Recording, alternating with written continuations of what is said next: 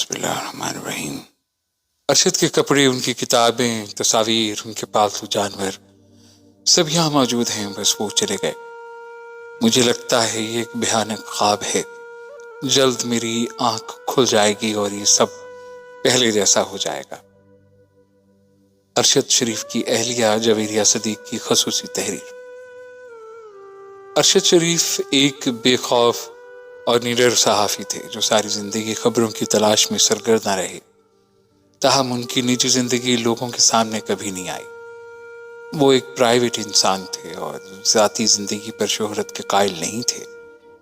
ہم اپنے انسٹاگرام یا یوٹیوب پر زیادہ پرسنل چیزیں نہیں لگاتے تھے کیونکہ انہیں ہمیشہ ان کی تحقیقاتی صحافت کی وجہ سے دھمکیاں ملتی رہتی تھیں، لہٰذا ہم اپنی پروفیشنل اور ذاتی زندگی کو الگ الگ رکھتے تھے۔ ہم دونوں سینکڑوں تصاویر بناتے، بہت سی ویڈیوز ریکارڈ کرتے، لیکن بہت کم اپلوڈ کرتے۔ دونوں صحافت میں تھے لیکن دونوں کے شعبے الگ تھے۔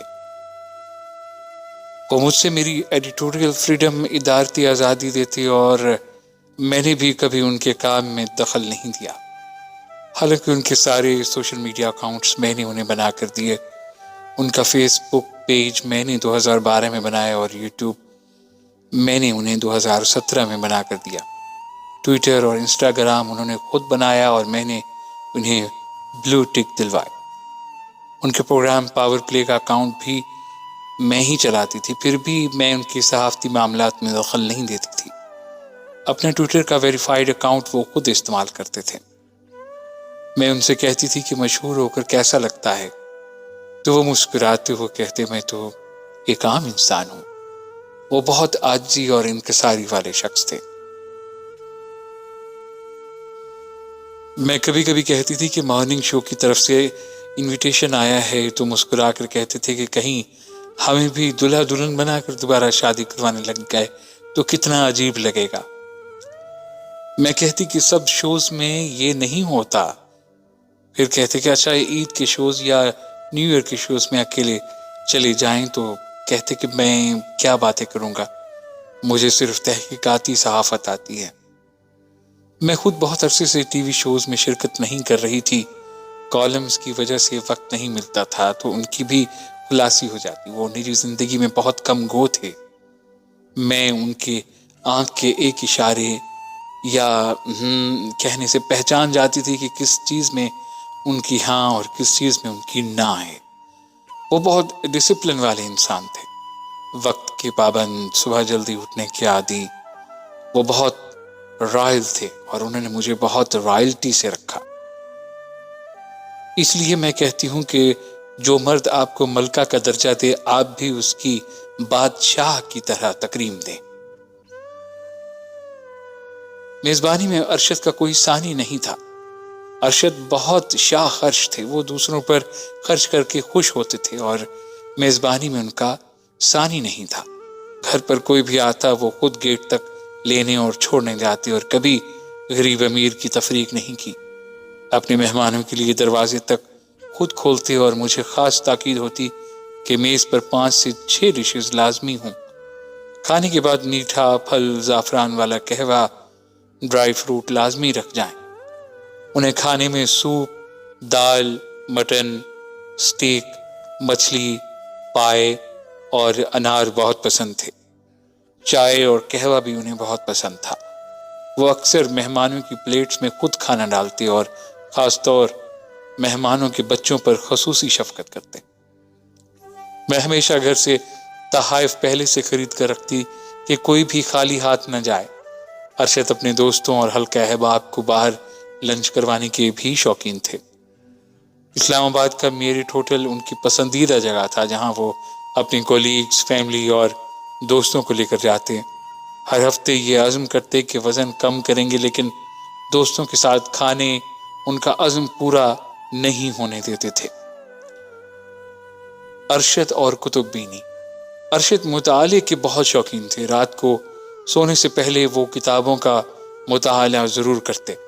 اپنی ذات کے لیے ان کا خرچہ صرف کتابیں خریدنا ہوتا تھا۔ مسٹر بکس، آکسفورڈ اور سعید بک بینک سے ریگولر خریداری کرتے۔ ان کی خریدی ہوئی کتابوں میں بہت سی کتابیں بہت قیمتی اور بیش قیمت تھیں، جس کی مثال ان کی ایک کتاب کی قیمت 22,000 تھی۔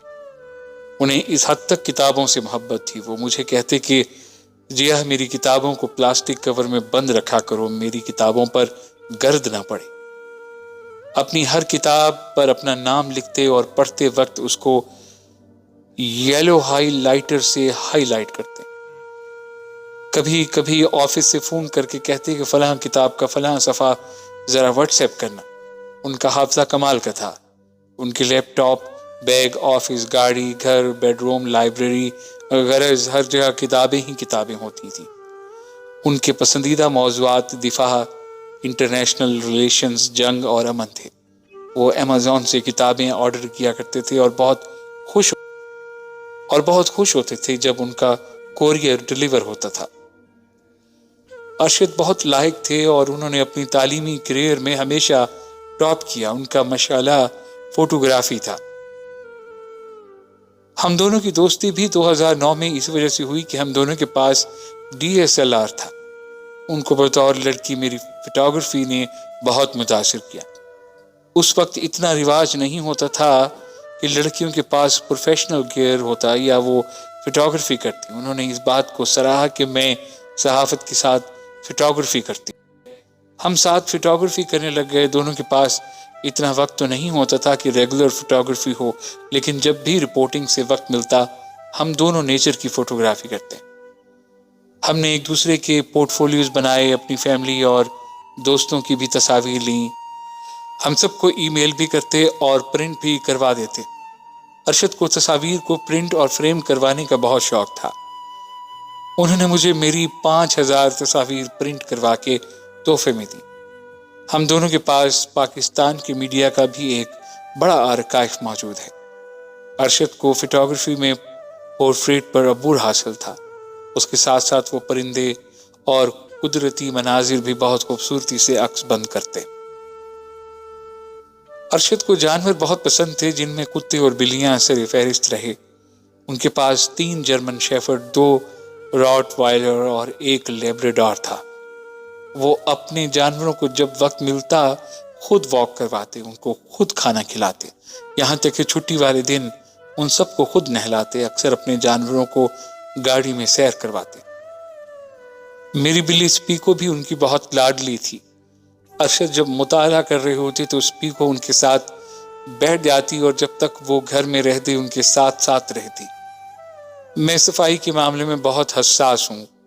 کتوں کے لیے میں نے پورچ میں کمرہ بنایا تاکہ وہ وہاں آرام سے رہیں اور گھر میں نہ آئیں، لیکن ارشد جیسے ہی یہ دیکھتے کہ میں مصروف ہوں وہ سب کتوں کو گھر میں لے آتے اور میری حیرت کی انتہا نہیں رہتی کہ وہ سب کو بیڈ پر اور کمرے میں بلا لیتے۔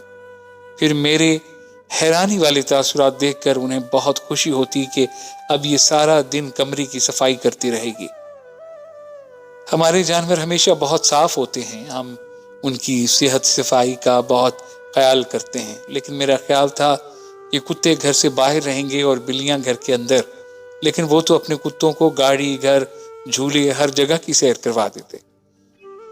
اس کے ساتھ ساتھ وہ گلی اور بازاروں میں موجود جانوروں پر بھی بہت شفقت کرتے اور جانور بھی ان سے فوری طور پر مانوس ہو جاتے۔ مجھے خاص طور پر پالتو جانوروں کے حوالے سے ہدایت دیتے کہ ان کو انجیکشن وقت پر لگیں اور ان کی خوراک ٹھیک ہو اور ان کو گرمی یا سردی نہ لگے۔ ارشد کے کپڑے، ان کی کتابیں، تصاویر، ان کے پالتو جانور سب یہاں موجود ہیں۔ بس وہ چلے گئے۔ مجھے لگتا ہے یہ ایک بھیانک خواب ہے۔ جلد میری آنکھ کھل جائے گی اور سب پہلے جیسا ہو جائے گا۔ وہ مجھے بہت سے خطرات سے محفوظ رکھتے تھے۔ ان کی موجودگی میں میں خود کو محفوظ سمجھتی تھی۔ اب ایسا لگتا ہے کہ میں اکیلی ہوں، بے آسرا ہوں۔ میرا صاحبان مجھ سے چھن گیا۔ وہ جنت میں چلے گئے اور مجھے جہنم میں چھوڑ گئے۔